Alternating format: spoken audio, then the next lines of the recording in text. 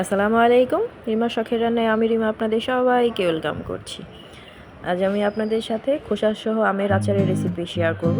আশা করি আপনাদের সবার ভালো লাগবে। চলুন শুরু করা যাক। এই আমের আচারটা রোদে দেওয়ার দরকার নেই, এমনিতেই তৈরি করা যাবে।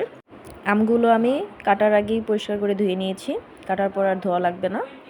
এখন আমগুলোকে আমি টুকরা করে নিয়েছি ছোট ছোট করে। এখন আচার তৈরি করতে চলে যাব। কড়াইতে আমি 1.5 কাপের মতন সরিষার তেল দিয়েছি। তেলটা খুব ভালোভাবে গরম হয়ে গেলে এখানে 3টা দেশি রসুন এভাবে কোয়া করে দিয়ে দিয়েছি। 2টা তেজপাতা দিয়ে ভালোভাবে নেড়েচেড়ে মিশিয়ে নিব। এখানে 8-9টা শুকনা মরিচ আছে, শুকনা মরিচগুলো দিয়ে দিব। শুকনা মরিচটা দিয়ে 1 মিনিটের মতন ভেজে নিব। ভাজা হয়ে গেলে এখন এর মধ্যে আমি আস্ত 5 ফোড়ন দিয়ে দিব, হাফ চামচ দিয়ে খুব ভালোভাবে নেড়েচেড়ে মিশিয়ে নিয়ে 1 মিনিটের মতন ভেজে নিব। ভাজা হয়ে গেলে এখন এর মধ্যে টুকরো করে রাখা আমগুলো দিয়ে দিব। আমগুলো দিয়ে আবার নেড়েচেড়ে মিশিয়ে নেব তেলের সাথে।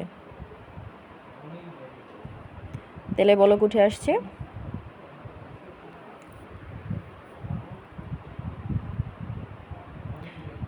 এখানে 1.5 কাপ চিনি দিয়ে দিব। চিনিটা দিয়ে খুব ভালোভাবে নেড়েচেড়ে মিশিয়ে নিব। নেড়েচেড়ে খুব ভালোভাবে ভাজবো। মোটামুটি আমগুলো সিদ্ধ হয়ে গেছে। এখন এখানে আমি লবণ অ্যাড করব স্বাদ মতন।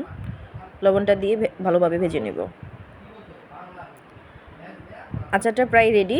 এই পর্যায়ে এসে আমি গুঁড়া মরিচ অ্যাড করব। মরিচগুলোকে ভেজে গুঁড়ো করে নিয়েছি, এখান থেকে 1 চামচ দিয়েছি। আর হাফ চামচ ভাজা 5 ফোড়নের গুঁড়া দিয়ে দিয়েছি। আমার আচারটা রেডি। এখন আমি পরিবেশন করে আপনাদের দেখাচ্ছি।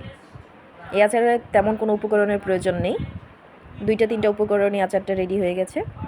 ধন্যবাদ সবাইকে।